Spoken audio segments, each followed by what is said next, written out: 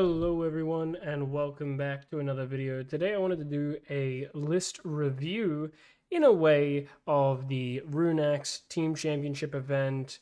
We're going to go by absolutely every single list, one at a time. We're going to give it a creativity score out of 10, a competitive score out of 10, and do a not complete, but a brief run through of every single list. I am going to be speedrunning this, so that way it's like around an hour long video. So if you do get a little bit upset that I cannot cover every list necessarily in as much detail as the very first version of it, I do apologize, but there is nothing I can really do. I'm not going to keep going over the same list more times than I need to. With that in mind, though, let's start off nice and easy. So we have the Hobby Gits. We've got Lumineth, Gloomspite, Sylvaneth, and Slaves to Darkness. Lumineth here has the Manifestations of Heesh, with Eleanor, some Sentinels, some Blade Lords, a Wind Mage, a Wind Spirit, a Wind Charger unit minimum sized, an Enlightener, some more Wardens, some River Blades.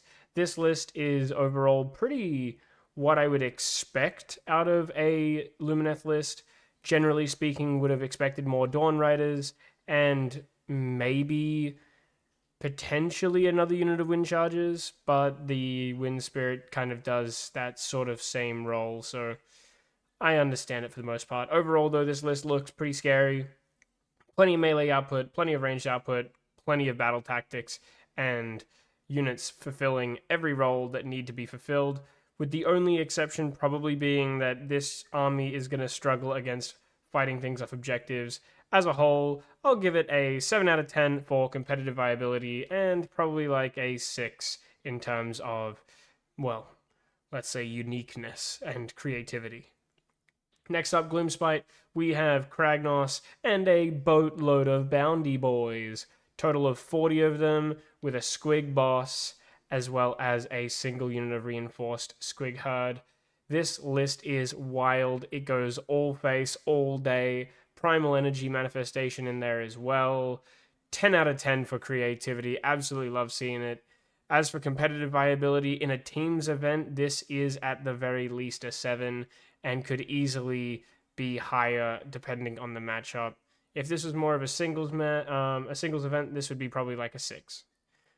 Nevertheless, moving on, Sylvaneth, we do have a relatively reasonable list with a Warsong Rev and a Lariel, two key pieces that are always there.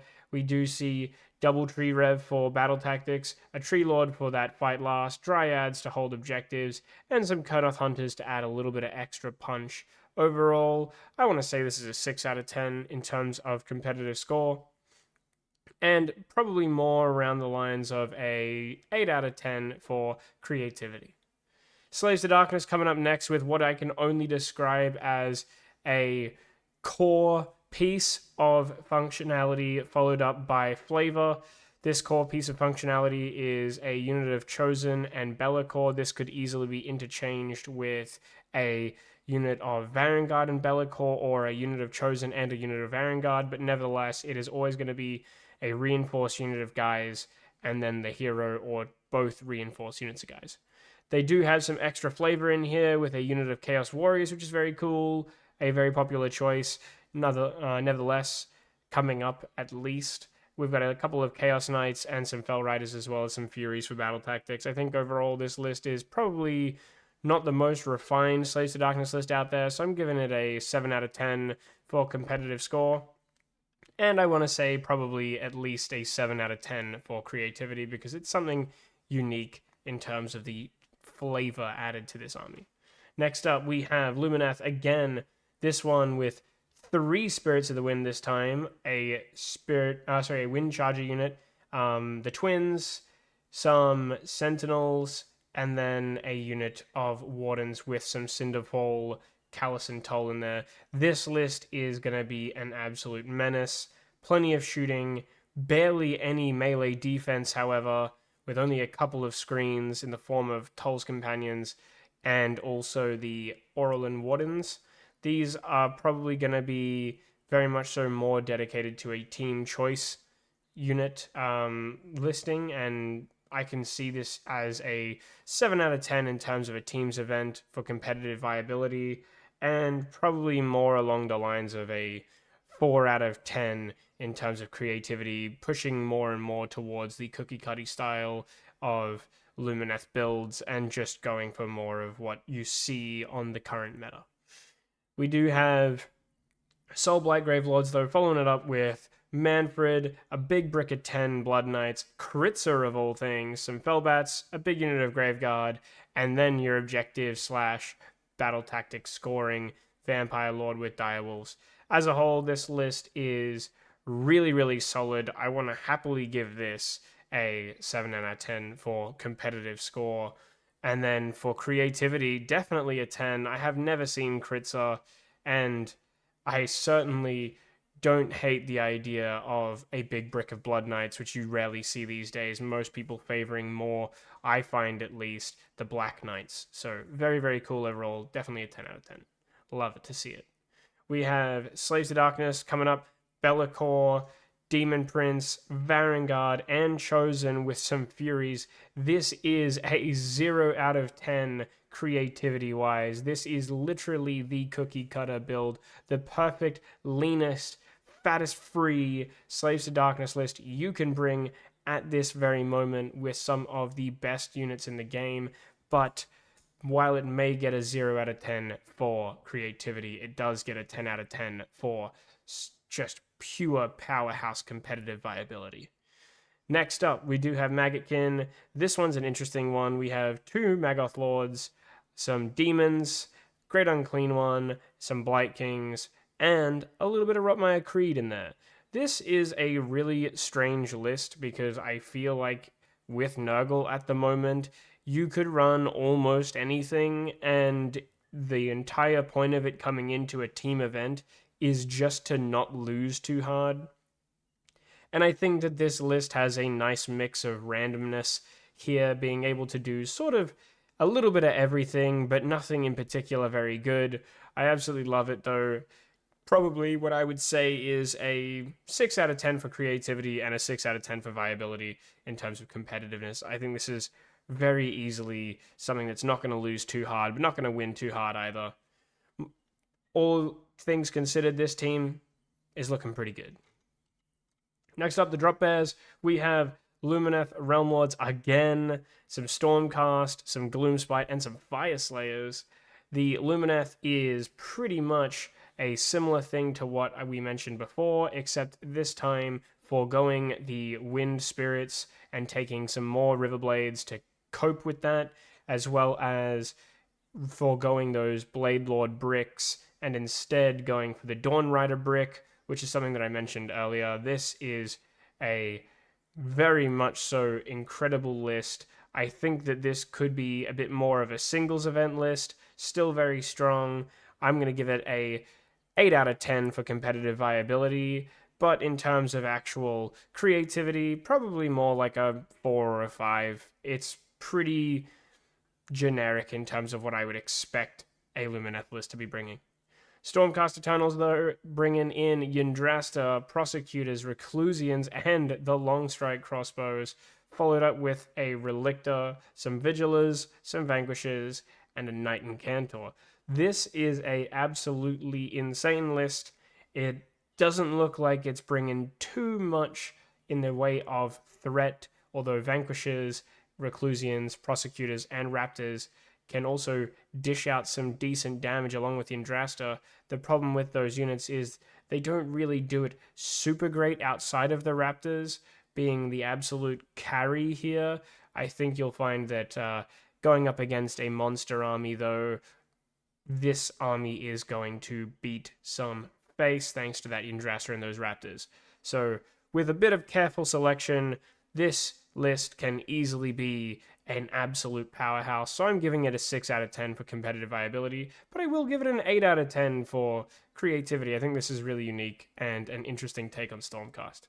Moving on, we have Dank Manifestation Gloomspite rocking a fantastic Rockgut Troggoth list. This has got a boatload of Rockgut Troggoths. It's got some Nasher, Squig, Boss, Action, followed up with some Boingrot Bounders, a unit of 10 and a unit of 5, some Squig Herd, and a Gobblepalooza.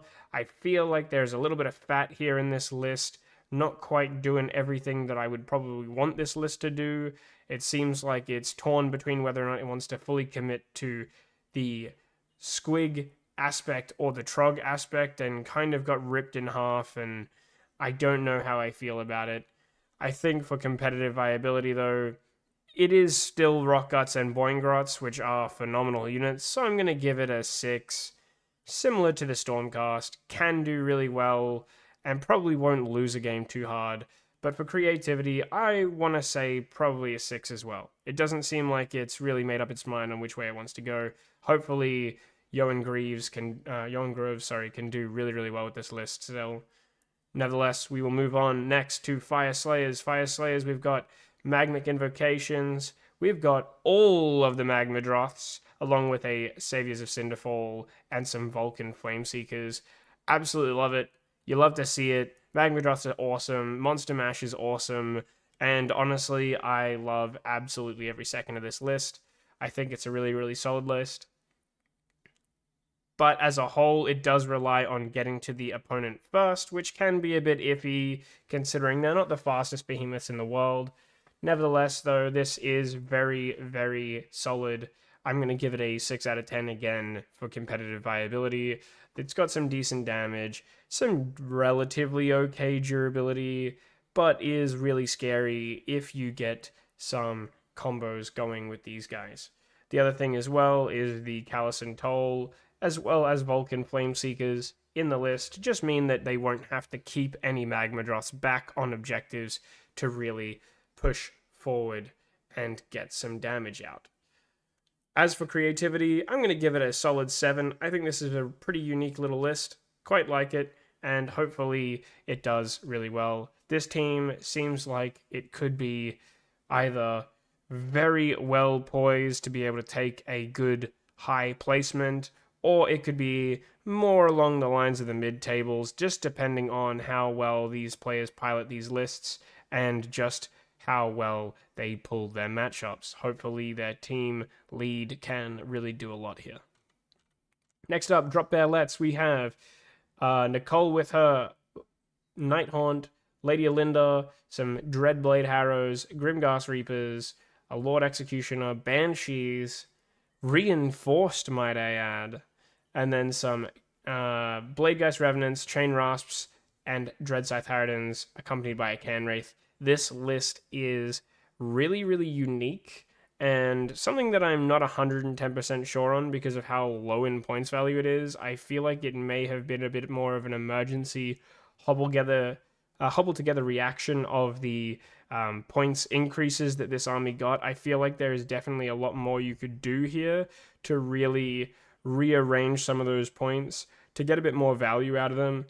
The Mirmorn Banshees is a wild take. I really don't know why there is a reinforced unit there, but nevertheless, I do think it is a really unique list. So for creativity, I'm giving it a solid 9 out of 10. I think that, at the very least, some of these units you don't see very often in a Nighthaunt list, and I think that is really cool. Other than that, though, for actual competitive viability, I'm probably just going to give it a 6, because it is still Nighthaunt, and even though it does look like a bit of a mess, it's still pretty cool. Next up, Sylvaneth with Alariel, some Kurnoth Hunters with bows, which is the more common choice, Belthanos as well in here, which is a very common choice, some Tree Revenants, a Warsong Revenant, and 2 units of Gossamids. This is what I would consider to be probably the most competitive Sylvaneth list right now. It looks fantastic, it screens well, it has great melee output, it has a great backfield shooting unit to hold rear objectives, it's got fantastic casting, primal energy in here as well for the jaws. This is definitely a 8 out of 10 for competitive viability, but considering it is probably the closest thing you could imagine to the cookie cutter build currently for Sylvaneth that is being taken all around the world, I'm giving it a 4 out of 10 for creativity. Next up, Paige with Flesh Eater Courts. We have Usharon, Crypt Guard, Reinforced, might I add, Morbeg Knights, a Vargulf, Abhorrent Archregent, some more Crypt Guard Reinforced, Royal Decapitator, which is a wild choice. Abhorrent Cardinal, Marrow Scrolled Herald, and Morbeg Knights. This list is an absolutely hero hammer fest if I've ever seen one, with barely any actual units other than Crypt Guard and some Morbegs. The Morbegs are obviously there for battle tactics. The Crypt Guard are just going to be there to protect, I guess, the hero hammer. And the rest of it is just oops all heroes, and I kind of am all here for it. As a competitive viability moment, though, I think that this is probably more like a 3 out of 10. I don't think that there is a lot going on here that is going to be able to really keep a lot of those heroes alive, considering not many of them actually deal any damage, and I just overall don't see much damage coming out of this army as a whole. Usharon does have a pretty good bonking stick, but 3 out of 10 is where it's going to lie. For creativity, though, an easy 10. Absolutely love to see a hero hammer list. I think it's a really unique take on Feck, and much, much more off-meta if I've ever seen anything like it. Next up, we have Caitlyn with Daughters of Cain. This is snakes, snakes, more snakes, with a little bit of a flex slot of some Shadow Stalkers and a Hag Queen just to get some battle tactics done.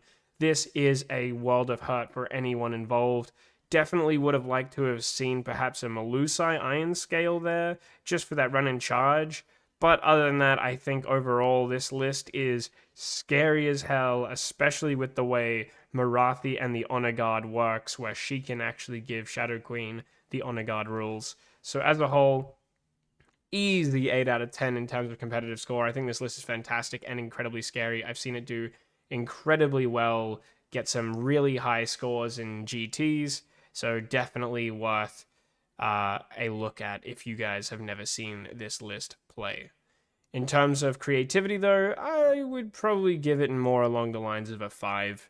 It has such an expensive core to it with that first General's Regiment that there isn't really enough to make creativity shine here, so I'm giving it a 4. As a whole, this team seems relatively interesting at the very least, with 2 really competitive lists followed by 2 not so competitive lists. I'd be interested to see where they place by the end of the event. Moving on, the Alcoholic Avengers, we have Maggotkin and Nurgle, Ogre Moor Tribes, a Soul Blight, and a Stormcast. The Maggotkin of Nurgle is pretty much like we said before, just kind of taking things to not lose the game overly hard. This is going to be a much harder army to shift. It's going to do battle tactics. It's basically not going to lose the game too hard. It's got a Kronspine Incarnate in there to delay even more as well.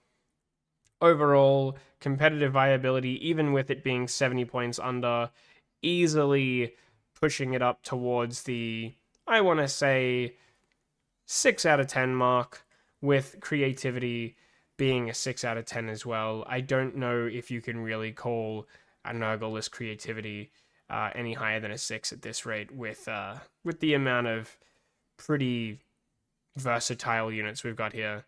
I don't think it really changes much what it does. Nevertheless, moving on, Ogre Moor Tribes with one of the wildest armies I've ever seen, just in this event, but also in general. We have a Tyrant with Iron Guts in its reinforced regiment, reinforced. We've got a Slaughtermaster with 3 units of Lead Belchers, one of which is reinforced, as well as a Butcher with double Iron Blaster in the Shoots in Combat sub-faction. This is a wild army because not only did Lead Belchers still stay the exact same, which in other words is pretty bad and unplayable, but this man has also decided to bring Iron Blasters, which got quadruple nerfed. Even with the 20-point buff that it recently saw, this list is hopelessly lost when it comes to those Iron Blasters being just a absolute shadow of their former self, paying for their past sins. Competitive viability, I'm giving this one a 2 out of 10. I hope that it does well and it proves me wrong, but seeing those Iron Blasters and seeing that War Scroll really does hurt my soul. As for creativity, though, easy 10 out of 10. I hope he has a great time playing it. Next up, Soul Blight. We've got Manfred. We've got Black Knights. There's the Black Knights that I was talking about earlier. Necromancer, Fellbats, and Graveguard. As always, that regiment stays pretty much the same. However, we've got Triple Wolves with Belladama instead, trading away those Black Knights. So those Blood Knights. I think as a whole, this list is probably better than the previous one, And as for that, I will give it a 9 out of 10 for competitive score. I think it's really, really solid. And for creativity, I want to say more like a 3 out of 10. This is far more copy and paste than the previous list. Next up, we have Stormcast Eternals. This one is a weird one as well, with triple Vigilor Bastion Carthalos Regiment, followed up by an Ionis triple Prosecutor Reinforced bundle, and then Hurricane Crossbows instead of Long Strikes. This is a crazy list that is absolutely insane, and I think as a whole, this list is maybe just here for painting, because I really don't know how I feel about the Vigilors with Bastion, let alone the triple units of Prosecutors. While Prosecutors are a very solid unit, I don't think that they're quite enough in terms of punch to really offer a genuine threat here. Nevertheless, though, Ionis is an absolute unit, and I think that this list is not going to lose many games very hard, and may not very much so win many games hard, but that's not the point of a team's event. So as a whole, competitive viability, we're giving it another 6, but in terms of creativity, definitely an 8 or a 9. Can't really settle on one, so we'll give it an 8.5. As a whole, though, I want to say this team is pretty decent. We have a couple of really good quality lists here, and then one very bad list that hope I get proved wrong again. I wish them the best of luck. I don't really know how I would say this team is going to go. Next up, 3.5 Chaos. We have Maggotkin of Nurgle, we have Skaven, we have Slaves to Darkness, and we have Sylvaneth. The Maggotkin of Nurgle is again rocking a Kronspine, with this time a little bit of a different flavor of one Maggoth Lord and a Rodigus instead of the triple Maggoth Lord we traded away for some more Blight Kings. As a whole, I, again, can't give creativity much more than a 6 here, because Maggotkin of Nurgle can pretty much run whatever it wants and still be perfectly viable, as long as you have one big behemoth and a bunch of guys. It's just a durability check. It's not going to lose games hard. It's not going to win games hard. 6 out of 10 for competitive viability as well. Skaven, however, we do see some Storm Fiends, some more Storm Fiends, a Doom Wheel, some Rat Ogres, a Greyseer, and a Verminlord Warpseer. I don't know what these Storm Fiends are packing. If they are packing some melee damage, I will be surprised, but welcoming it. If it's all shooting, that is also pretty insane. Nevertheless, I am very, very interested to know. Hopefully he specifies before the tournament, so that way no one is confused. Regardless, though, I think that this is an absolutely wild list. I'm giving it a 8 out of 10 for uniqueness, and definitely filled with character here with lots of Storm Fiends. As for competitively viable, though, I'm probably not going to give it much more than a 5. If these are shooting Storm Fiends, they can very easily be bogged down and caught out, and if they are melee Storm Fiends, they still are going to suffer from a lot of problems, generally speaking, that they can be susceptible to a lot of debuffs, similar to Destruction Armies and Ogres. Nevertheless, moving on, we have Slaves to Darkness. We have a Primal Energy for the Jaws. We've got a Chaos Lord, the Big Brick of Chosen, the Big Brick of Varangard, and some flavor. Easy 2 out of 10 for creativity, but a big 8 out of 10 for competitively viable. I think that this has probably a worse variant to the previous Slaves to Darkness big 10 out of 10 that we saw, but I'm still giving it an 8 for competitively viable. I think that with a little bit of fat trimming, this can be a incredible list nonetheless. Moving on, Sylvaneth, we have Alariel, some Kurnoth Hunters, Belthanos, some Kurnoth Hunters, and Tree Revenants. This is probably a worse version of the Sylvaneth that we saw earlier, but nevertheless, still pretty solid.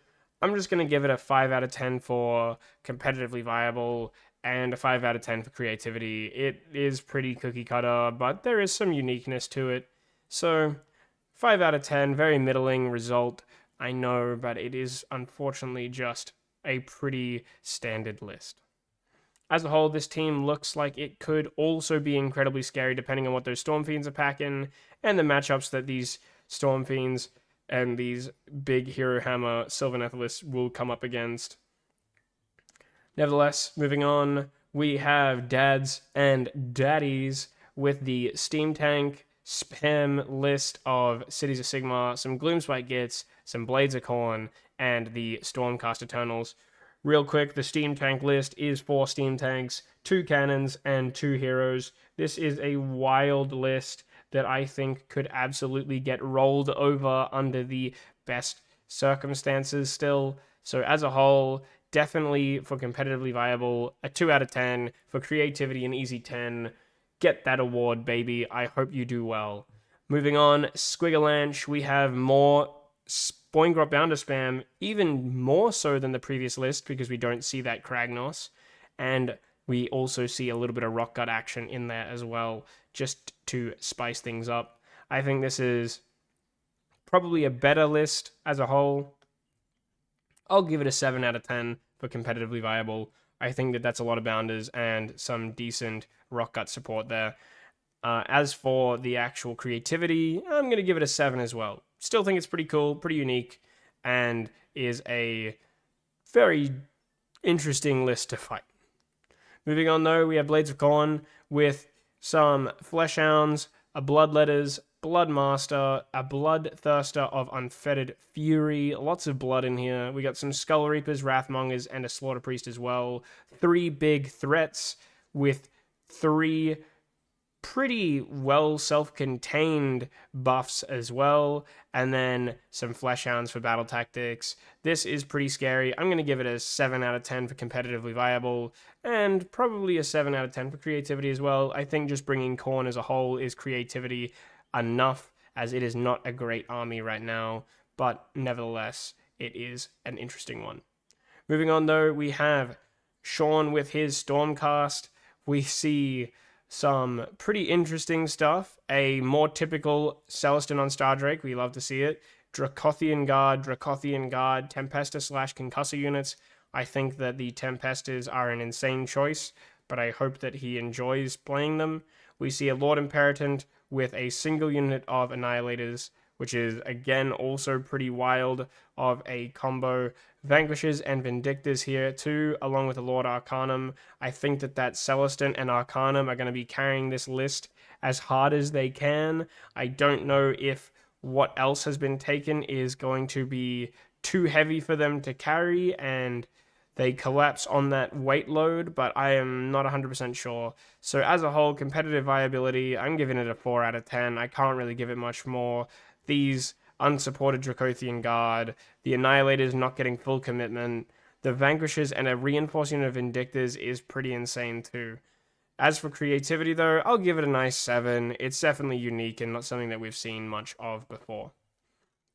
As a whole, this team is an interesting one as well. Definitely coming here for fun. I hope that they enjoy it. I really do. I wish them the best of luck. Moving on, Peking Ducks. We have a Arcanaut list, or rather a KO list, as well as a Maggotkin of Nurgle, a Sylvaneth, and a Gloomspite.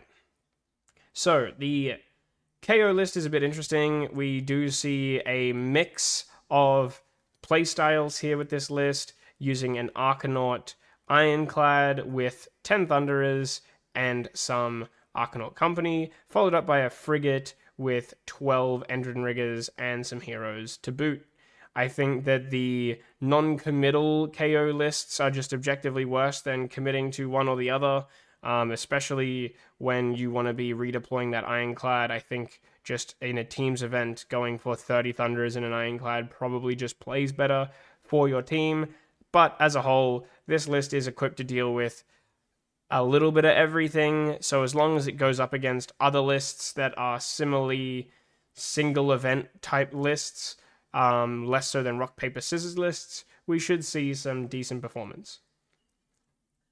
I'll give it a 6 out of 10 for competitive viability, and I'll give it a, I don't know, I want to say maybe a 5 for creativity. It's pretty much all you can really do with a KO list. Moving on, though, we have a Maggotkin of Nurgle list. This one's repping the Glotkin, and then some Great Unclean One, Plague Bearer action with Gutrot Spume and some Rotmire Creed. I think as a whole, this list is probably the weakest of the Nurgle lists, with the Glotkin not being a particularly good unit, and the fact that it isn't really seeing a lot of support in this list either, as there is nothing to countercharge with it, and nothing really giving it any additional love. So as a whole, I'm giving this one a bit more of a 4 or 5 in competitive viability, but for creativity, I'll give it a little bit more because I think it's nice that the Glotkin's seeing some love. So 7 out of 10 for the Glotkin.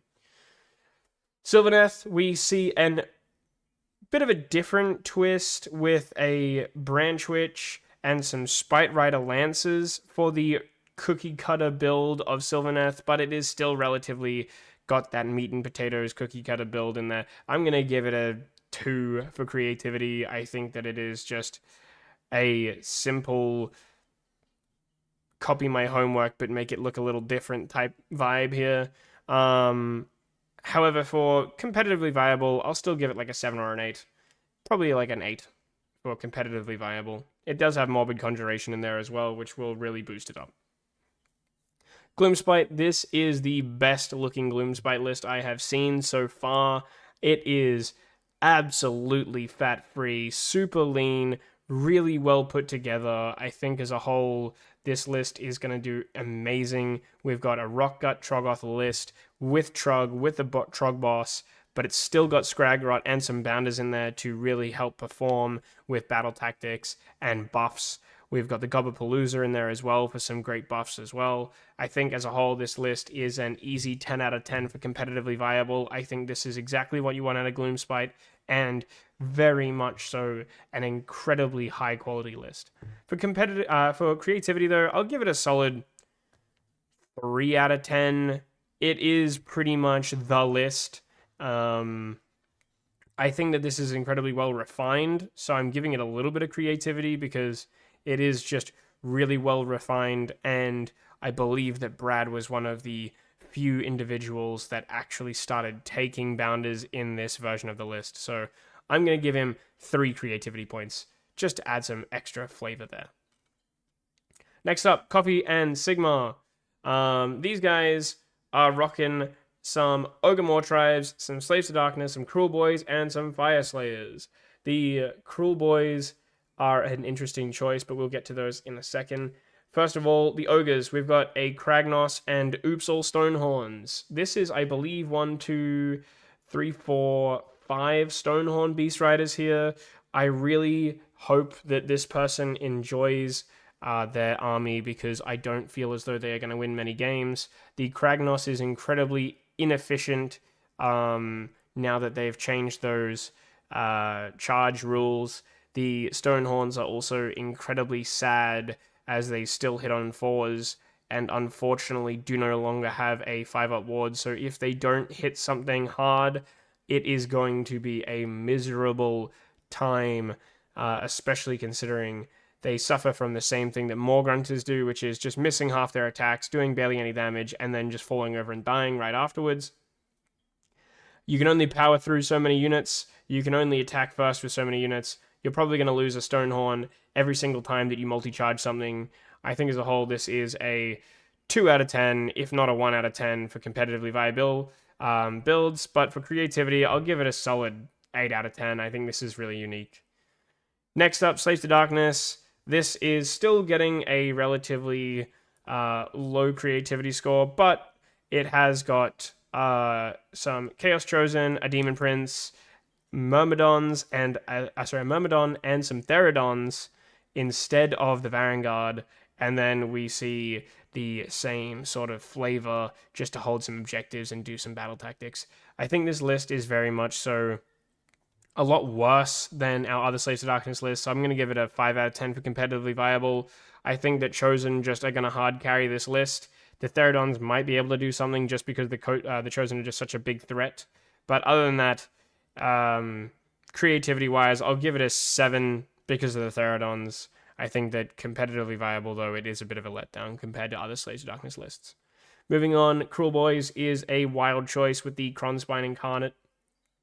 we have a Sludge Raker Beast, all of the Bolt Boys, a Killbow, as well as some Gut Rippers, another another Swamp Crawler Shaman, another Swamp Crawler Shaman, some more Bolt Boys, sorry, and then some Monster Killers.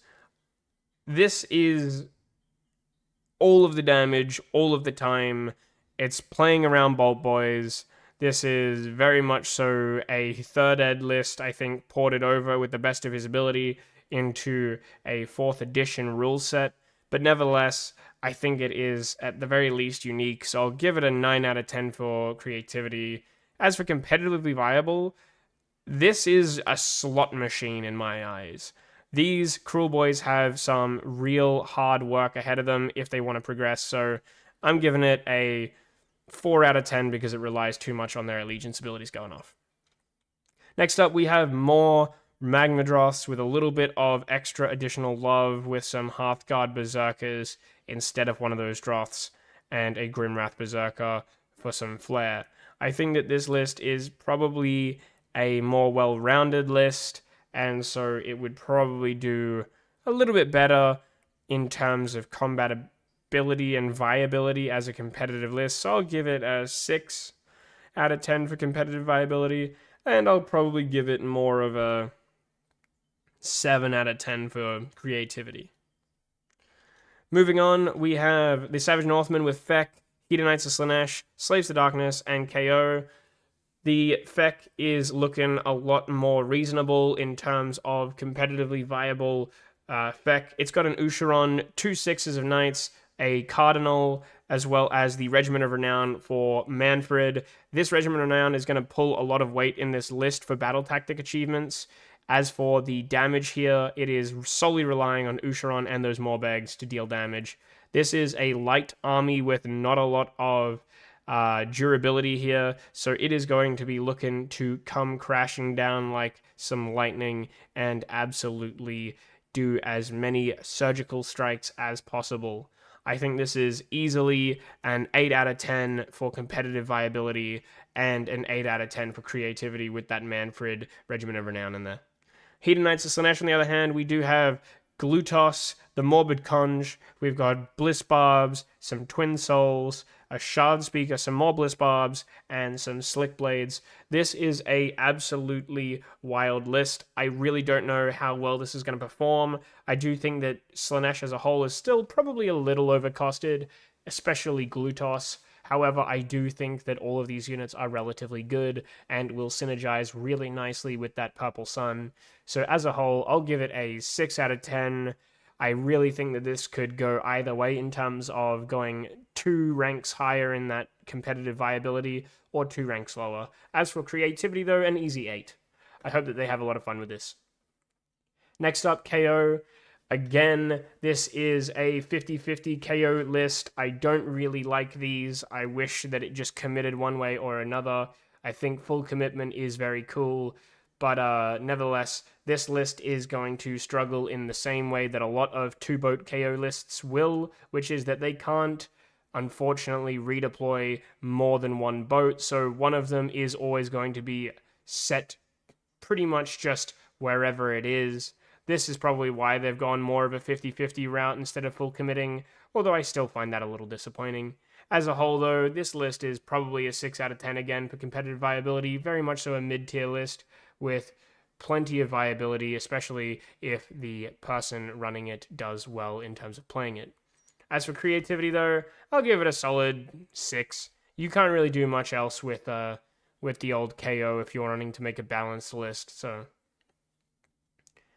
that's that, really.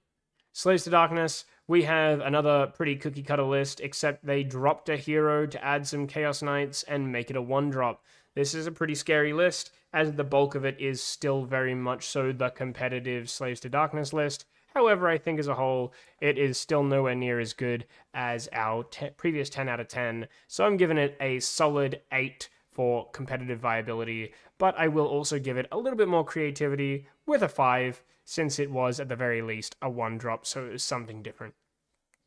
Moving on, the Failed Charge, having Gloomspite gets a missing list, as well as some Hedonites of Slanesh and some Blades of Corn. The Gloomspite is Oops All Troggoth put to the nines. I think this is just the full fat version of Brad's list. Very much so, still going to do well, but nowhere near as good as Brad's list. So I'm giving it a solid 7 out of 10 for strength and viability in a competitive setting, and probably more along the lines of a 5 out of 10 for creativity. Not really doing too much, but still being a little bit more creative because at least they're running some Fellwater Troggoths in there and running more Troggoths in general. So I'll give it a 5. As for the Hedonites of Slanesh, we see another Glutos, Morbid Conjuration with all of the archers, this time with Keeper of Secrets as well for that double pile-in, and some little bits of utility with the Seekers, Demonettes, and the Mask. I think this is definitely much more creative, so I'm going to give it an 8 out of 10 for creativity. As for competitive viability, I don't know how much the Keeper of Secrets is going to add to this list and how much these utility pieces are going to add to the list, but I reckon it will probably, at the very least, make it more of a well-rounded regiment and more of a well-rounded list. So I'll give it a solid 7 out of 10 for competitive viability. Next up, Blades of Corn. This is Oops All Skull Crushers. This is a very strange army setup with nothing but Skull Crushers. At the very least, there is one unit split up so that way they can do battle tactics, 2 units that are going to go forward and pin the army in, the enemy army in, and a Bloodsecrator for some synergies, rerolling charges. This is a very interesting list, but ultimately probably not the greatest list in the world. It's going to fall over dead to anything with mortal wounds, and the damage output is relatively lackluster. So I'll give it a 6 out of 10 for competitive viability, with that being the median average. And then we will also give I want to say 8 out of 10 for creativity. I think it's really good. I think it's a really unique list. Maybe even a 9. You know what? We'll change it to a 9. Next up, we have Undiagnosed but Pretty Sure with Maggotkin of Nurgle, a missing list, some War Clans, and then Bone Reapers. The Maggotkin of Nurgle, again, you can bring literally anything to this army and it's going to do the same thing, but this time they've opted for a much more unique throw and commitment of all cav. I absolutely love to see it. I think for a creativity list, I'm actually going to give this something higher than a 6 for Nurgle. I'll give it a solid 8. I think this is, at the very least, something that we haven't seen full committed to in the similar way that we've seen with the other lists. I think the other lists haven't done that, so this is very, very cool. The other thing as well to note is that competitively, it would still be probably around a 6 out of 10 in terms of competitive viability, as it is pretty much so going to do the exact same thing as all the other lists. Pin things in, hold objectives, be a nuisance, and not lose too much. Moving on though, we do have Auric Warclans with a Godrak and a bunch of more Grunters, followed up by a Tusk Boss. This is just a whole bunch of big pigs doing big pig things. And while you can crank your hog as much as you want, I think that as a whole, this list is going to fall over dead thanks to its 4s to hit and mediocre durability. I'm going to give it a 4 out of 10 for competitive viability, but the hogs are cranking, so we'll go a 10 out of 10 for creativity. Hopefully it is at least fun to play. Moving on with James and his Ossiarch Bone Reapers, we have Nagash, Oops All Death Riders, and some Garden Stalkers to back them up. The Garden Stalkers, I'm assuming, are going to just basically be chilling around Nagash, doing some battle tactics here and there, and the Kavalos Death Riders are going to kamikaze straight forward into the enemy lines, die and get revived. Overall, this is an absolute one-trick, probably a 5 out of 10 for competitive viability because it's still something obnoxious to deal with. As for creativity, though, I'll give it a solid 7. I think this is really unique. Next up, we have Andrew's Little Beauties, which is very concerning considering there is absolutely no Andrew here on this team. I'm a bit worried about who that is, but nevertheless, here we are. We do have Seraphon with a Slan Star Master, the Agrodon, and Croxagore Warspawned wombo combo of pretty much auto-include units. We then see, at the very least, some uniqueness with Raptidon Chargers and Hunters as a power pair, Skink Star Priest for some casting, Skink Oracle for some casting, and the ability to reroute a spell. We've also got 2 units of hunters as well that are going to be battle tactic monkeys. Easily a 7 or 8 out of 10 for competitive viability. There is probably some fat that could be trimmed here, so I'm going to give it a 7. But overall, really, really good quality list with the really important Warspawned and Agrodon Lancers in there that are going to be the powerhouses carrying this army to victory. As for creativity, the Troglodon is a nice choice, and the Raptidon Wombo combo I think is a bit unique, so I'll give it a solid 5. Cities of Sigmar, though, we have Free Guild Cavaliers, some Fusiliers, Talia Vedra, Alchemite Warforger, Rune Lord, and some Hammers. This list is an absolute unit of a list. There is some really awesome play here with all of these units synergizing incredibly well. The Hammers are a powerhouse. The Fusiliers, with 40 of them, are going to put out some serious damage. And those Cavaliers are no joke either. So as a whole, definitely a 7 out of 10 for competitive viability. I definitely think that there are better armies in this build, or rather this event. But for creativity and the fact that they're taking Cities of Sigmar in such a really nice way, I'm going to give it a solid 6 out of 10. Next up, we have Blades of Khorne. This one is running a very similar list to what we've already seen, except it's got Scarbrand in here instead of those mortals. Other than that, it is pretty much identical to the previous list of Khorne that we have read out before. As a whole, I think this is more effective than the last list. I think Scarbrand does better than the mortals do. So I'll give it a, I want to say 7 out of 10, maybe an 8 for competitive viability if you get the right matchups. For creativity, I'll give it a 6 too. I think it's pretty middle of the road, fairly plug and play, and pretty much what you would expect out of a Khorne list.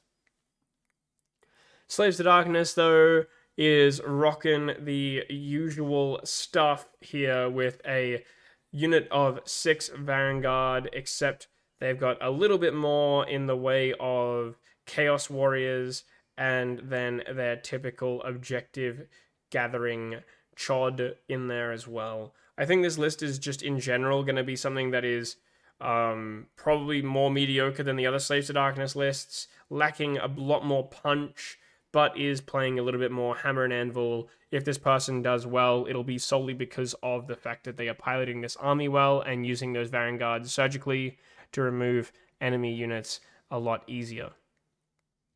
As a whole, though, creativity, I'll still only give it a 5 out of 10.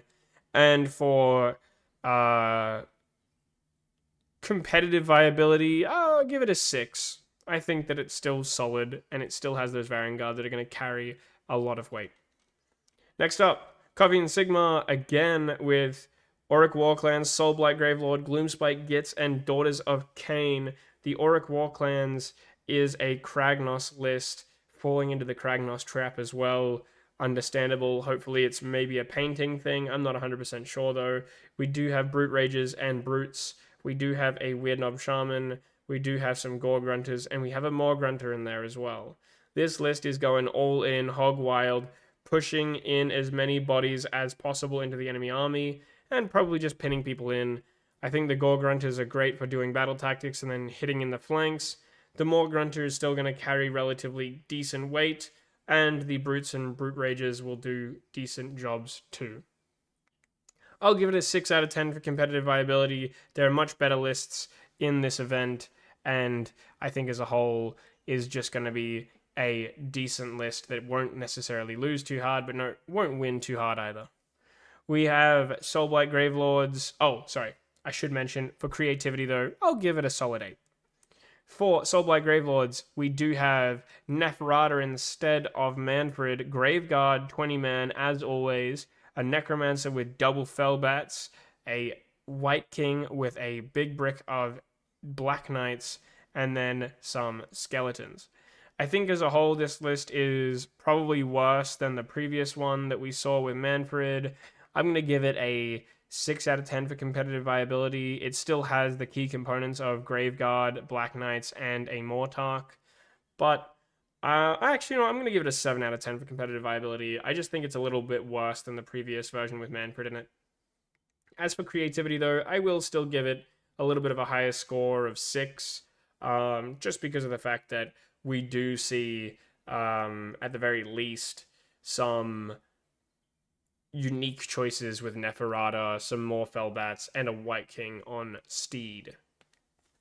Next up, Gloomspite. Trogs. It is, again, the low-fat but not quite full cream and not quite A2 milk kind of vibe with the Brad list. We see the same old stuff, but with a little bit more fat, not quite as much, almost a complete copy and paste. The only fat that I see here is the fact that the rock guts are 2 units of 6 instead of 1 unit of 6 and 2 units of 3. It is very much so a copy paste, but I think as a whole this list probably just performs worse, and I think you can tell because the nuance between having 2 6s and 1 unit of 6 and 2 units of 3 is the difference between player practice and player skill as well. But we'll see how they go. Maybe they equally perform. I'm really not sure. Either way, I'm going to give it a 9 out of 10 since Brad was a 10 out of 10. As for creativity, I'll give it a 2 out of 10. I think that this is pretty much as competitively viable and as netlisty as you can get for the old Gloomspite. Daughters of Cain, though, it is the same list we've previously seen, except we've dropped a unit of snakes to take a Hag Queen on Cauldron of Blood and some Sisters of Slaughter to do some battle tactics. I think this is objectively worse than the previous snake list that we saw. However, it is a little bit more unique. So for uniqueness, I'll give it a 7, and for actual gameplay, I'll give it a 5. I think it is not as competitively viable. Moving on, we have some more copies in Sigmar with Stormcast, Seraphon, Skaven, and Sons of Behemat. The Sons of Behemat do Sons of Behemat thing with a very old school list of Kragnos, double Mega Gargant, and some Man Crushers. Kragnos is in a massive trap in this army, but nevertheless, here we are with probably a 5 out of 10 competitively viable list and a 5 out of 10 in comparison to other Sons of Behemat lists in terms of creativity. I don't think it's anything to write home about, both from a viability standpoint, but also a creativity standpoint. Moving on, though, we do have the Stormcast with Double Dragon, some Long Strike Crossbows, Vanquishers, and Praetors with some Vigilers as support, and Gryphounds for battle tactics. I think as a whole, this list is a full-fat version of what could be a really good Stormcast list if he got rid of those Vigilors and Vanquishers, made that Long Strike Crossbow unit one single unit, and then added in a second unit of Praetors as well as a Knight Vexillor with the heal banner. This would do an incredibly large amount of work with 2 5-up ward having dragons, putting out some serious damage. Nevertheless, they do have the Cronspine Incarnate there as well. As for competitive viability, I'm giving it a solid 7 out of 10. This is probably as good as we're going to see a Stormcast list get, but maybe I am corrected later on. As for creativity, I'll give it a 6 out of 10. It's a bit of a unique twist on the standard current build of Stormcast that we've seen a lot of people run. Seraphon, we have Lord Croak, Croxagore, Skink, Starseer, Saurus Guard, double Raptidon charges, and some Agrodon Lancers. This is the big brick again we're seeing, except instead of having a Slann, we have a Lord Croak and some Saurus Guard to back him up. There's a lot less chaff here. There's a lot less in terms of battle tactic monkeys. And unfortunately, we're seeing a situation where they're going to rely on those Saurus Guard to hold rear objectives while the Croxagore and Agrodon Lancers do a lot of the work. As a whole, I'll give it a solid 7 out of 10 for competitive viability. It is nothing to scoff at, and it is very much so probably a 6 out of 10 for creativity, thanks to the Lord Croak and thanks to the Skink Starseer with Raptidon charges as well. I think it's definitely a unique one. Next up, Skaven, we have Thanquol, some Doomflayers, some Rattling Guns, a melee Stormfiend unit, as well as a Vermin Lord Deceiver and some Battle Tactic Chaff. This is a really unique list. I'm definitely going to give it an 8 for creativity. As for competitively viable, though, I definitely think that it's quite fragile and frail and is probably going to be really relying on that Deceiver and those Stormfiends to carry it quite heavily. Thankwall can probably do some work too if he is lucky, but with my personal experience of this list, as long as it doesn't verse anything with shooting, it might do okay. Yeah, for creativity though, definitely an 8 out of 10. For competitive viableness, it's probably more like a 5. We've already covered Stavros' Sons of Behemoth, so with that, I do wish this team good luck. And moving on to more Coffee and Sigmar, we have Lumineth with all of the Wind Spirits. It's literally just Wind Spirits and a Wind Mage. This list is going to either be incredibly negative play experience to whoever versus it, or a incredibly easy matchup and a miserable time for the person playing it.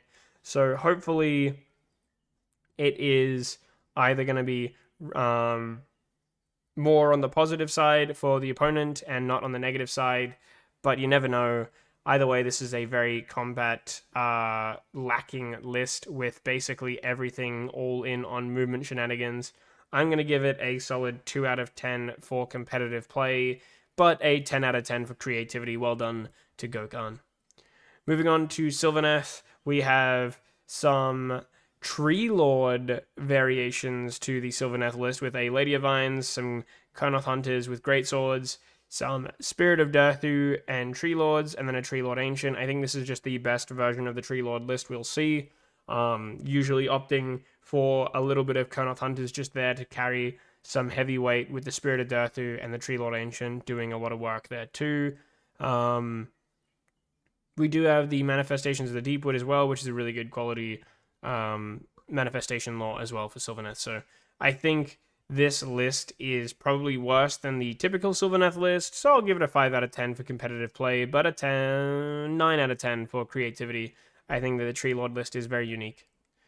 Moving on to Cities of Sigmar, we have a entirely dwarf list, which easily gets the 10 out of 10 creativity, but also very much so easily a 1 out of 10 for competitive play.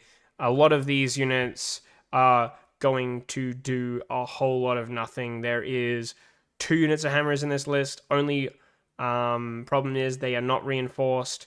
There is a single unit of Iron Drakes, which is a shell of its former self. It is 2 units of Iron Breakers that don't really do a lot of damage. There is just no damage in this list. It is all durability, and it still, unfortunately, does fall over to certain lists. And there is a critical mass point of damage incoming that doesn't care about their orders and their defense capabilities. Moving on, Skaven, we see Thankwall, we see the typical shooting Stormfiends, we see Rattling Guns, we see a unit of reinforced Clan Rats, and a Warp Lightning Cannon. This is your typical Scryer list to a T. I absolutely love the thematics of it. I think that it fits the theme of the army so well. Easily a 7 out of 10 for creativity, but in terms of competitive viability, I think it is probably lacking even with Primal Energy and the Stormfiend powerhouse with the Rattling Gun combo as well. I'm going to say 5 out of 10 for competitive viability, but much higher for creativity. Moving on, we have the Sigmar Club with Feck, again, some Ogre Moor tribes, some Nighthaunt, and some Skaven. The Feck is looking pretty bog standard for Feck. We do see some Crypt Horrors in there, which is proving to be an absolute unit in a lot of Feck lists. We also see 12 Morbegs, however, they are split up into 3 units instead of 2, which I like a little bit more. I do see a Cardinal and a Marascrolled Herald, though, in there, as well as a unit of 10 Crypt Guard to support those heroes. I think this is a well-rounded list. it does a really decent job at casting spells, it does a decent job at being able to do battle tactics, and as long as this player plays well, it can perform really well. I definitely think that it is an unforgiving list, as most Feck lists are. Probably not as strong as the Manfred von Carstein Regiment of Renown combo, so I'm going to give it a solid 6 out of 10, and I'll give it a creativity score of about 6 as well. Next up, we have Ogre Moor Tribes with a Kragnos Trap again, Noblars, some Reinforced Gluttons, a Slaughtermaster, a Butcher, and then some Reinforced Iron Guts with the Morbid Conj. This is a very much so pinning list that is just going to run in and beat up as much as it can before it falls over and dies. It's relying a lot on that Kragnos to make that mobility push even further, so it can threaten backfields no matter what the opponent does to deploy against it, which I think is at least very interesting. But as a whole, I would say that it is probably not the most competitive list in the world, thanks to the fact that a lot of the Ogre units are unfortunately a bit overcosted, especially now with all of the nerfs to Ogres that we've seen. So I'll give it a solid 6 out of 10, very much so going to determine the quality of that list based on the player, not the list itself. As for creativity, I'll give it probably a 6 as well. It's nothing that we haven't seen. The addition of Kragnos is a little bit unique, but also a relatively regular thing that we've seen in this event. Next up, we have Nighthaunt with Lady Olinda, some Bladegeist, some Hexrays, a Knight of Shrouds on Ethereal Steed, a Black Coach of all things, Reikenor, some Craving Throne Guard as well, and a Lord Executioner. This is probably the best Nighthaunt list we've seen today. It definitely does do a lot of work. It has a lot of damage and is going to do absolutely everything you expect from Nighthaunt. Easy 7 out of 10 for competitive score, and a 7 out of 10 for unique, creative gameplay for sure, thanks to those Craven Throne. Moving on, Skaven, we have a Warplock Jezzail unit of 6, Warpseer, Vermin Lord, a Greyseer, Clanrats, a Warpfire Thrower, Galvanizer, Galvanier, and then some Scourges and 2 Doom Wheels. This is shooting Heaven, getting carried by some Scourges and Warplock Jezzails. It is very light on bodies, very light on wounds, and very light on durability. Definitely something you don't want to verse some shooting with, because they will get absolutely ripped apart in no time. Hopefully it does well. Competitive viable wise, I'm going to give it a solid 5, considering its team event nature, and for creativity, an 8 out of 10. Moving on, prepping for SawCon, we have a Mega Gargant list, which I am going to just immediately rate creativity as a 1, because it is the cookie cutter list from the last 3 years. It feels like, with just 3 Megas and the Regiment of Renown. We do see competitively viable, though, definitely a 7. It's going to at least do 4 and 1 if piloted by a good person. Next up, we have Disciples of Tzeentch with probably the best Disciples of Tzeentch list we'll see today, with a low-fat, fully perfected list with double Lords of Change, some Brimstones, some Flamers, and a Screamer unit for battle tactics, a Changeling as well there, along with a Chaos Spawn. This is easily an 8 out of 10 for competitive viability, with a Weird Flame host, maybe even a 9. I reckon the Kronspine Carnate is probably the only downside here. I definitely would have considered also running the Morbid Conjuration. As for creativity, though, I'll give it a solid 3. I definitely think that just taking Disciples of Tzeentch is at least creative enough, but this is pretty much the list that you can see all the time. Next up, we have Daughters of Cain. This is again a exact copy and paste of a previous list that we've seen, except with a Melusai Iron Scale. This is the list. Again, easily a 2 out of 10 for creativity, but an 8 out of 10 for competitive viability. I think this is just the peak list design for Daughters of Cain right now. Easy list to play, easy list to win with and do well with. Next up, we have Hedon Knights of Slaanesh, Shalaxi, Bliss Barbs, Fiends, Slick Blades, a Lord Hubris, the Mask, some Bliss Barb Seekers, and some Slick Blade Seekers. This is a very, very unique list. Easy 9 out of 10 for uniqueness. But for competitive viability, I really don't know. This is probably going to be a safe 4 out of 10 for me, as I don't feel as though any of these units really pull enough weight, but I could be wrong. Nevertheless, I hope that he does well. Best of luck with this list. It is tricky to say the least. And definitely one full of unique utility that I definitely don't understand. Next up, we have Thanks Gabe with more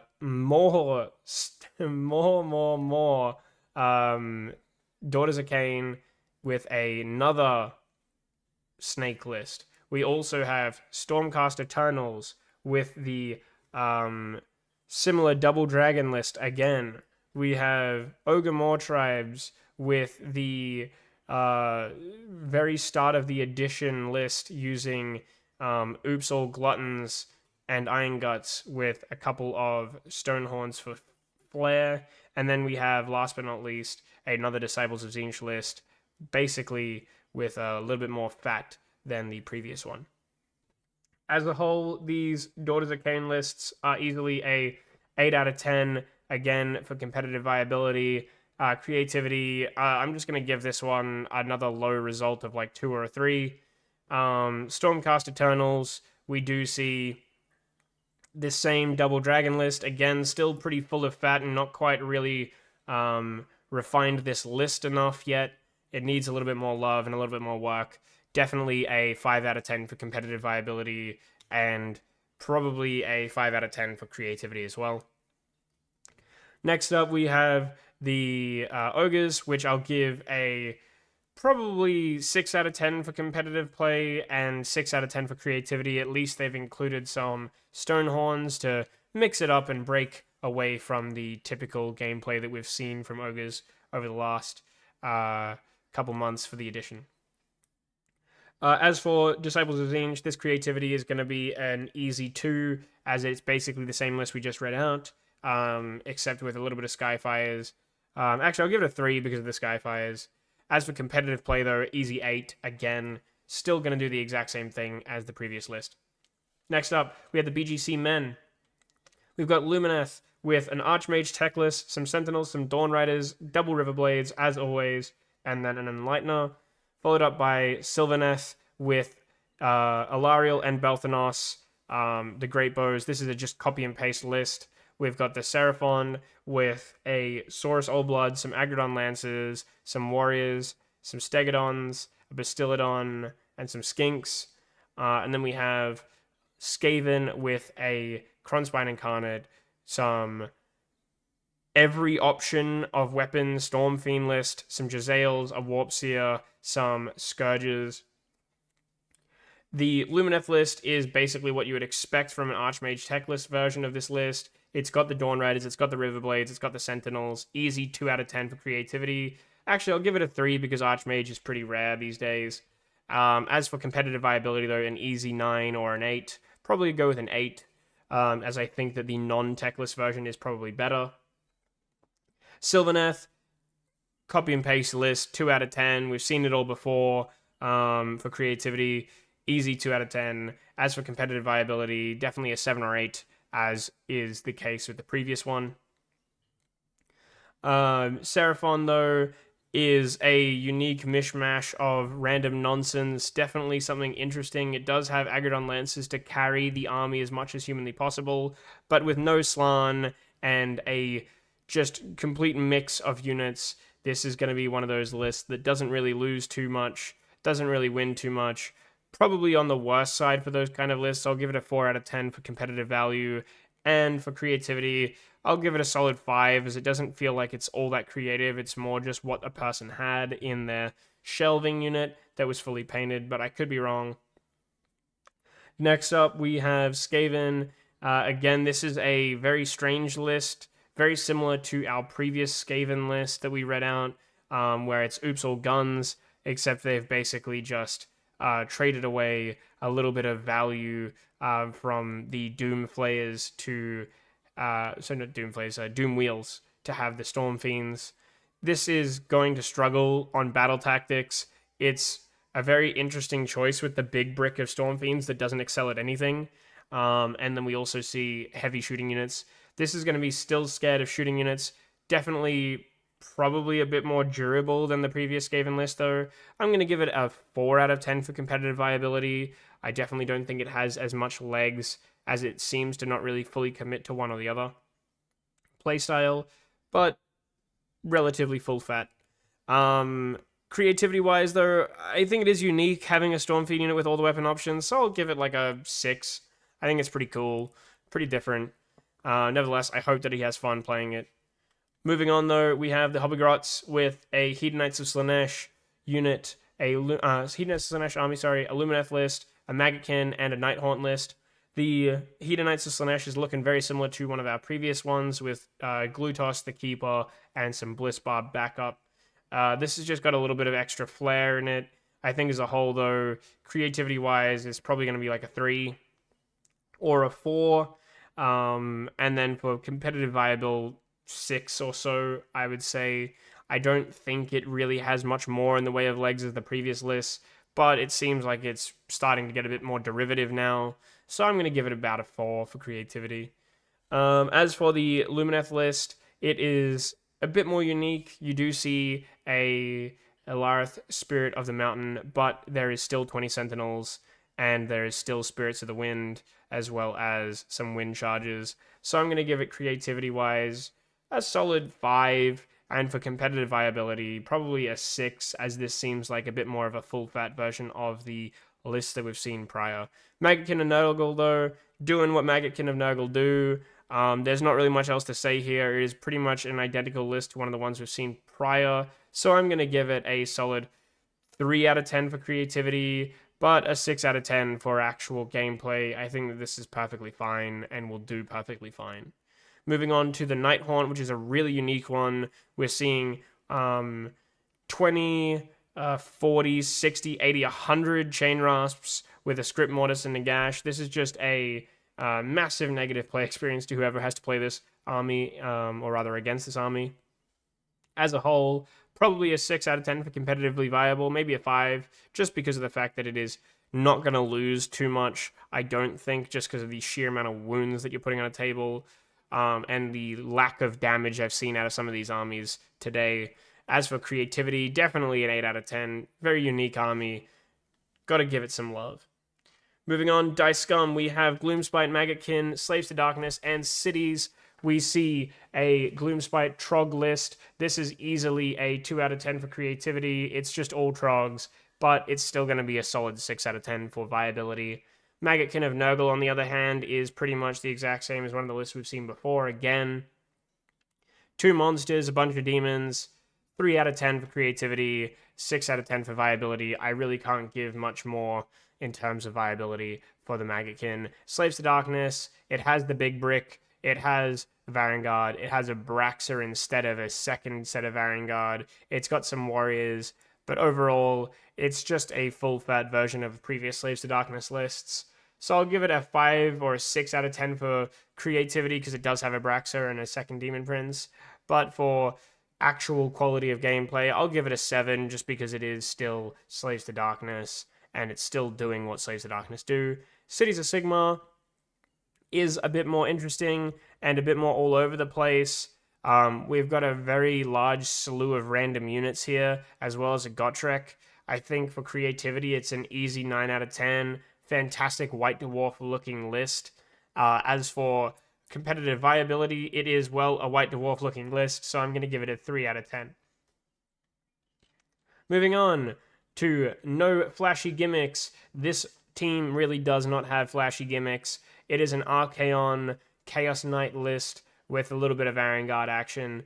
For creativity, an easy 9 out of 10. This is super unique. As for viability, though, probably a 3 out of 10. It has almost nothing that a competitive Slaves to Darkness list really wants or needs, and basically sacrifices all of the damage for not really much in exchange.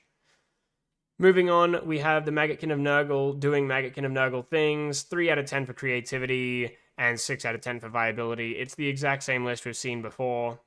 Nothing new here. Sylvaneth, though, we see another Tree Lord list, but an objectively worse Tree Lord list. I'm giving it a 3 out of 10 for creativity. There's not really many unique units there. Very simple list to put together. And in terms of actual viability, I'll give it a 4 out of 10. I think it's just objectively worse than a Sylvaneth list we've seen before. Cities of Sigmar, though, we have lots of Fusiliers, lots of Steel Helms, and a crap load of Battle Mages. This is easily a 9 out of 10 for creativity. I've never seen this many Battle Mages on the table at once. Looks like he bought 2 boxes and then realized that he needed to field all 6.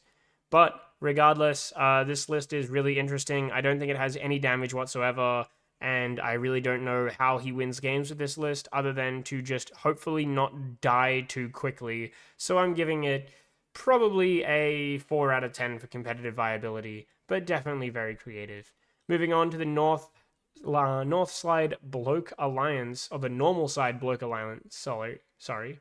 We've got Daughters of Cain, Snake List again, but we do see Cruthusula as well as a Hag Queen in trading away that Marathi Cain. I think this is just an objectively worse version of the previous Daughters of Cain lists, but I think it's still got some legs, so I'll give it a 6 out of 10, and for competitive value, and for creativity, I'll give it a solid 8, because I think it is at least very unique, and straying a little bit further away from the original list we've seen.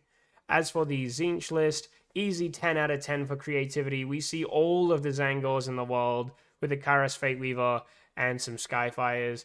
The Kairos and the Skyfires are going to carry this list as much as they can, but I don't know how much weight they can really pull, so I'll give it a 5 out of 10 for actual gameplay. Moving on, though, we have another Mega Gargant list. This is the list that was played back when it came out, outside of the King Broad. It was just another Mega Gargant instead. This is the list that is going to continue to be seeing play because there is not any creativity involved with Mega Gargant lists. So as a whole, I'm giving it an easy 2 out of 10 for creativity and a 6 out of 10 for viability. It'll do perfectly fine. Moving on, we have the War Clans with all of the Morgrunta Gouges again, as well as a Gordrak in there just for fun. This list again does the exact same thing as the previous Morgrunta list. I'm going to give it a 7 out of 10 for creativity, and I'll give it a 3 or 4 out of 10 for actual competitive viability. Moving on, we have Our Wives Think We're at Honeybees with Lumineth, Seraphon, Gloomspite Gitz, and Slaves of Darkness. The Lumineth list is pretty much what we can expect. We're seeing Dawn Riders, we're seeing Sentinels, I believe. No, we're not. Sorry, we're seeing double Wind Spirits, some Wind Chargers, some Dawn Riders. They took away the Sentinels in favor for the Dawn Riders, and as a whole, they're just going more all in on those Dawn Riders. I think this list is going to play perfectly fine, but it's nowhere near as good as the previous Lumineth lists that we have reviewed. So I'll give it a solid 7 out of 10 for competitive viability, and I'll give it a 6 for creativity because it is at least somewhat unique compared to the other Lumineth lists. Next up, Seraphon, we've got Hunters, some Skinks, double reinforced Agrodon Lancers with a Scarvet, and then the Saviors of Cinderfall.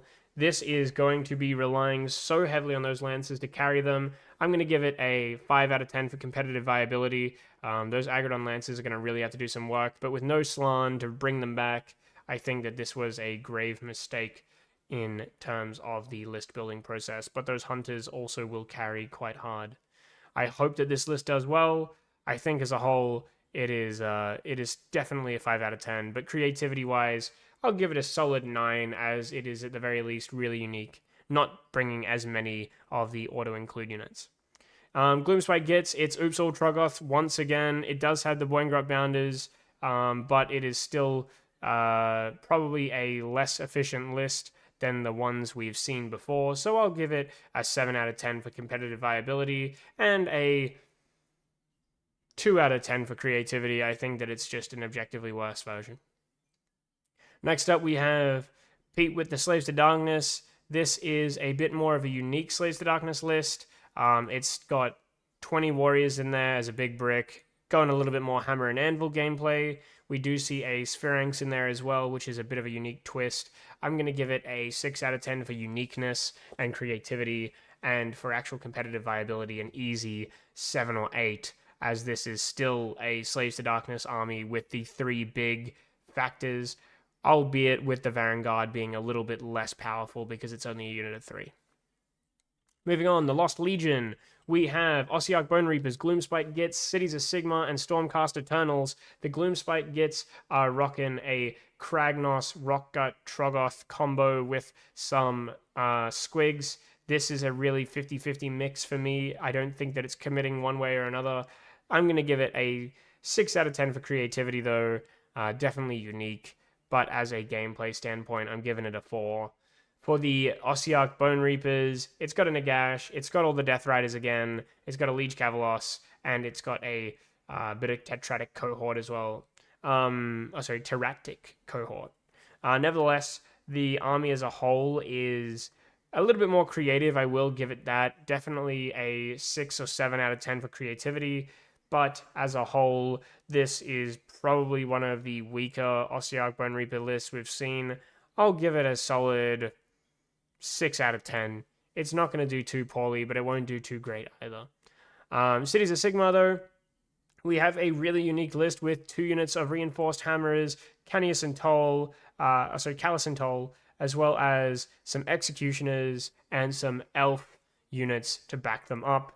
This is a really cool list with 3 big places of power and then a bunch of Chod to do battle tactics and hold objectives. Absolutely love to see it. It's very slow, though, and is definitely going to suffer from that speed reduction.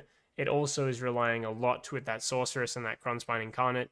But nevertheless, I will give it a 5 out of 10 for quality of competitiveness, and I will give it an easy 10 out of 10 for creativity. Absolutely love to see this sort of a elf list come in.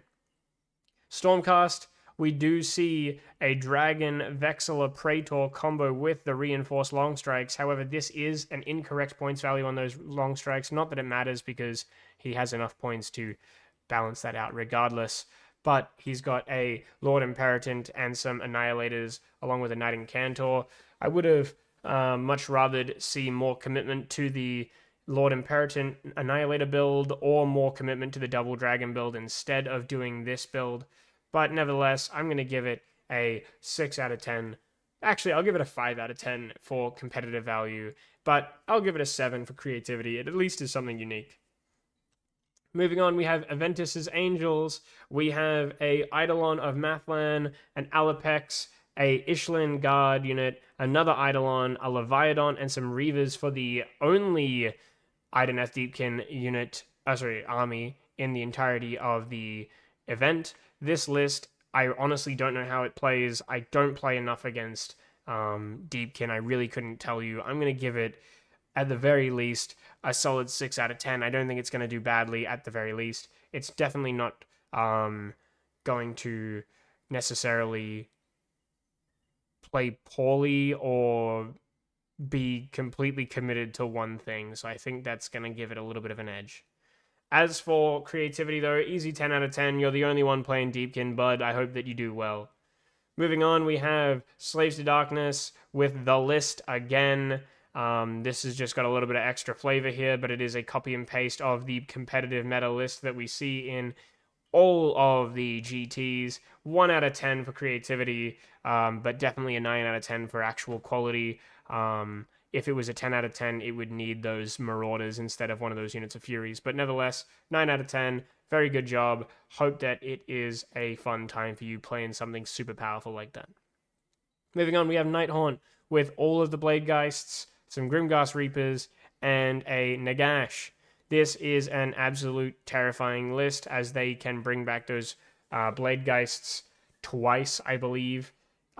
With some very careful rolling. So this is going to be a really obnoxious army to verse with lots of recursion. As a whole, 6 out of 10 for competitive value and probably a 9 out of 10 for creativity. I really like it. I think it's really unique. Last but not least, in this team, we have a Stormcast list with the Krondis, as well as some Praetors, some Long Strikes, and then a Knight Relictor with some Reclusians, Vanguard Paladors, and Gryphounds. I think that this is just, again, a full-fat version of the Double Dragon list. I think they could easily have traded away a lot of this other chaff-chod nonsense for some additional dragon action and done just as good, if not better.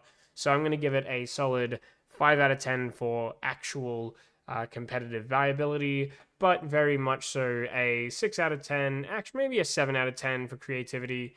You don't see this kind of a combo too much, especially those Paladors.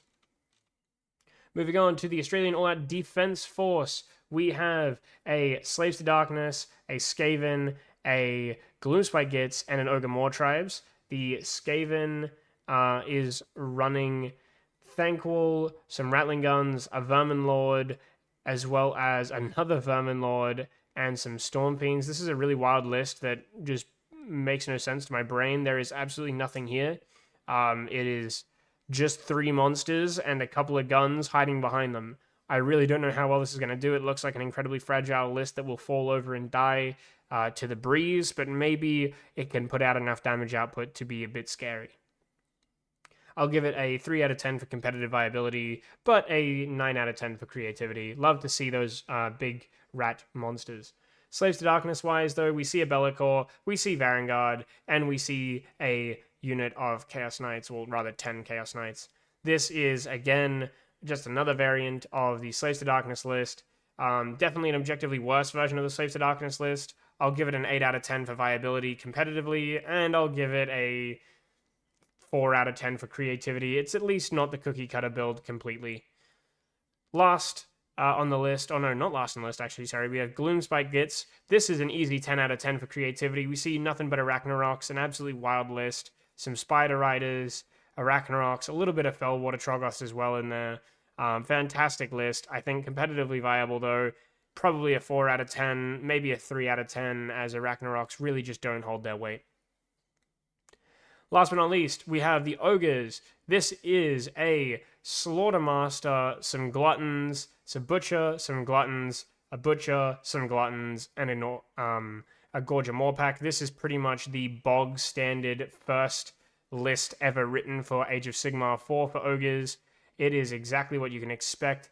Easily a 7 out of 10 for viability in terms of competitive play. Really going to perform decently. And I'll give it a 2 out of 10 probably for creativity, as this is a incredibly bland and overused list that got the Gluttons nerfed in the first place, which is really sad because Gluttons aren't the problem with that army at all. It's the fact that the rest of the army is incredibly weak. Nevertheless, good to see some more Ogre rep. Next up, we have Harry Shelton with his Stormcast Eternals, some Lumineth, some Ironjaws, and Ossiarch Bone Daddies. The Stormcast Eternals, we're running Double Dragon. Again, full fat Double Dragon. I'm not even going to go over this list. Again, it's basically just a worse version of the Double Dragon list, or another take on the Double Dragon list. It's more of a side grade from what we've already seen, but a worse version of the competitively viable Double Dragon list that we've seen in the meta, in the GTs. So I'll give it a 5 out of 10 for competitive viability, and for creativity, I'll give it like a 5 out of 10 as well. I don't think it's anything to write home about. Next up, though, the Lumineth, we do have an Archmage tech list. We have a Light of Eltharion as well, which is wild, but we do see the big Brick of Dawn Riders.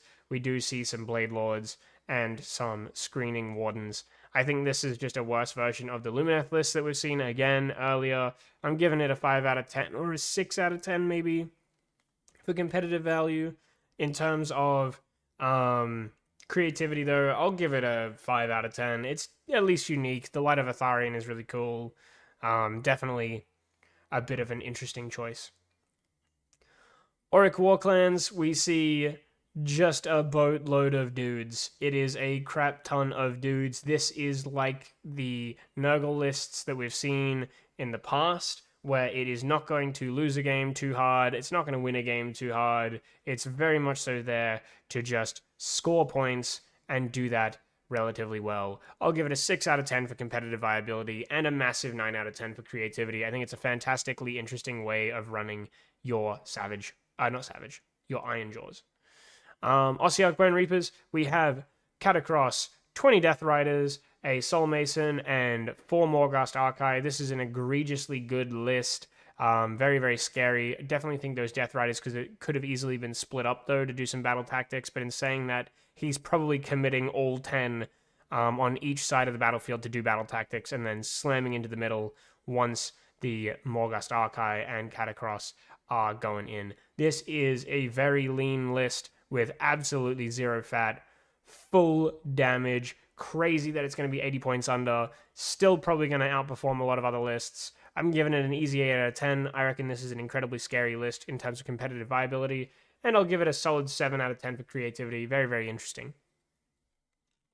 Next up, the last team, Barracudas of the Mortal Realms. We've got Nighthaunt with the Lady Olinda, the Knight of Shrouds, the Reikenor, and Kurdos, followed up by a couple of random units like Black Coach, some Hex Rays, some Blade Revenants, and some Spirit Host. This is just an objectively worse version than the best Nighthaunt list we've seen, but it is still relatively close and relatively good enough. I'll give it a solid 6 out of 10 for competitive play, and for creativity, I'll give it a 5 out of 10. I think it's still relatively unique and interesting. Maybe a 6, actually. Sons of Behemat is the same list that we've seen before. It's copy and paste, exact same list. I'm giving it a 1 out of 10 for creativity and a 7 out of 10 for competitive viability, or a 6 out of 10 for competitive viability. Next up, Blades of Khorne, we have 1, 2, 3 Bloodthirsters and some chaff. Absolutely love to see it. Wish there was a 4th Bloodthirster in there, but I can understand why there's not, thanks to points values. I hope this list does well. I'll give it a competitive value of about a 6. Definitely got some damage output. As for creativity, I'll give it a solid 8 out of 10. Slaves of Darkness finishing up with a crapload of Chaos Warriors with a Be'lakor, some Chaos Knights, and a Lord of Karkadrak. This is easily going to be a 7 out of 10 for creativity. Seeing 40 Chaos Warriors on the table is definitely unique. Other than that, though, it is still going to perform relatively okay, but significantly worse than the other Slaves to Darkness lists. So I'll give it a 6 out of 10 for viability in competitive play. With that, it concludes our list review today. I do appreciate all of the love from everyone. I hope that you've all had a fantastic time and really enjoyed the content over on the channel that has been going on lately. I hope you guys enjoyed this list review as well. If you haven't checked me out over on Twitch, go check out the Twitch. I stream absolutely every single day playing some War Thunder. I also do daily content over on the YouTube channel, so check that out as well. I appreciate you all, and I hope you have a fantastic evening or morning, depending on when you see this. Much love, and I will see you in the next video. Bye, everyone.